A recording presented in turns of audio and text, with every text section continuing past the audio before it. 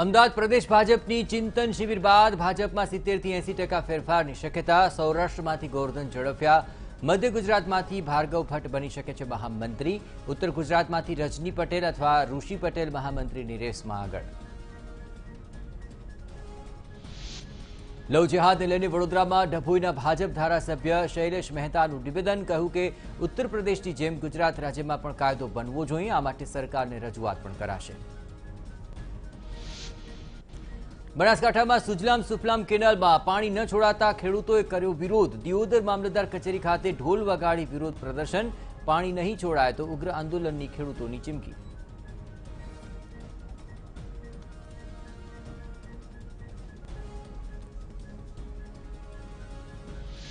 છોટાઉદેપુર જિલ્લાના સંખેડા તાલુકાના ખેડૂતો સિંચાઈના પાણી માટે મારી રહ્યા છે વલખા। 20 વર્ષ પહેલા ખેડૂતોના ખેતરોમાં શોભાના ગાંઠિયા સમાન કેનલો બનાવી તો દીધી, પરંતુ આજ દિન સુધી એક ટીપું પણ પાણી ખેડૂતોને ન મળતા નર્મદા નિગમની કામગીરી સામે સવાલ। ગુજરાત ટેકનોલોજીકલ યુનિવર્સિટીની પરીક્ષા મોકૂફ, 10 ડિસેમ્બરથી શરૂ થનારી પરીક્ષા મોકૂફ રહી। કોરોનાને કારણે વિદ્યાર્થીઓના હિતને ધ્યાનમાં રાખીને લેવાયો નિર્ણય, સર્ક્યુલર જાહેર। સુરત મનપા કચેરી ખાતે આવાસના લાભાર્થીઓ દ્વારા મોરચો, ડ્રો થયા બાદ પણ મકાન ન ફાળવાતા લોકોમાં રોષ। 660 લાભાર્થીઓએ કમિશનરને કરી રજૂઆત, આવાસનું ગોકળ ગતિએ ચાલતું બાંધકામનું કામ વહેલી તકે પૂર્ણ કરવાની લાભાર્થીઓની માંગ। લુણાવાડાની સિવિલ હોસ્પિટલના નિર્માણમાં અધૂરા કામ મુદ્દે આવેદન, કોંગ્રેસ સેવાદળે જિલ્લા કલેક્ટરને આપ્યું આવેદન। 3 વર્ષથી ચાલતું હતું કામ જે રહ્યું અધૂરું, જલ્દીથી કામ સંપન્ન કરાય તેવી માંગ। ગુજરાત યુનિવર્સિટી દ્વારા પરીક્ષાની તારીખ જાહેર કરતા એનએસયુઆઈ દ્વારા પરીક્ષા પાછી ઠેલવવા કરી રજૂઆત। કોરોના કાળમાં ઓફલાઈન આ પરીક્ષા લેવાશે તો દૂર દૂરથી આવતા વિદ્યાર્થીઓ હેરાન થશે। ખેડા જિલ્લામાં શક્કરિયાની ખેતી કરતા ખેડૂતોને ભારે હાલાકી, શક્કરિયાનું વેચાણ કરવા ખેડૂતો અમદાવાદ શાક માર્કેટમાં આવતા હોય છે, પરંતુ રાત્રિ કર્ફ્યુને કારણે ખેડૂતો અમદાવાદ આવી નથી શકતા, જેથી ખેડૂતોને થઈ રહ્યું છે નુકસાન।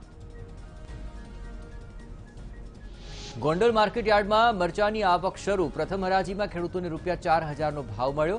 યાર્ડમાં 500 ગુણી મરચાની આવક, તો ચાલુ વર્ષે મરચાના પાકમાં સુકારાના કારણે ઉત્પાદન ઘટે તેવી શક્યતા। રાજકોટમાં સતત બીજા દિવસે કેનાલ રોડ પર પાણીની પાઇપલાઇનમાં ભંગાણ થતા રસ્તામાં ભરાયું પાણી ભરાતા વાહન ચાલકો અને રાહદારીઓ હેરાન। ગીર સોમનાથના તાલાલામાં 11.55 કલાકે 2 ભૂકંપના આંચકા અનુભવાયા। અહીં ધાવા, સુરવા, હળમતિયા, માધુપુર સહિતના વિસ્તારોમાં એક સાથે 2 આંચકાનો અનુભવ। છેલ્લા 24 કલાકમાં સમગ્ર સૌરાષ્ટ્રમાં 13 ભૂકંપના આંચકાનો અનુભવ। રાજકોટ મહાનગરપાલિકાના ફાયર વિભાગમાં નવા 6 ફાયર ફાઇટર્સનો સમાવેશ।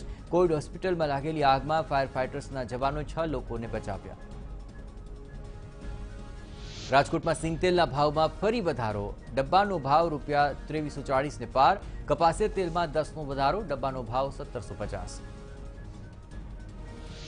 વડોદરામાં ડભોઈથી કેવડિયા સુધી બ્રોડગેજ રેલવેની કામગીરીનું નિરીક્ષણ, જિલ્લા વહીવટીતંત્ર સહિત રેલવેના અધિકારીઓ કામગીરીનું કર્યું અવલોકન।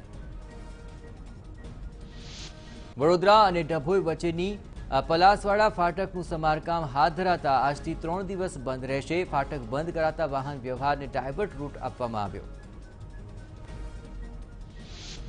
સુરતમાં મકાન પડી જવાનો વિડીયો વાયરલ, શહેરના પાલ ઉમરા બ્રિજ પાસે ડિમોલેશનની કામગીરી હાથ ધરાઈ, જે દરમિયાન પત્તાની માફક મકાન પડી ગયું।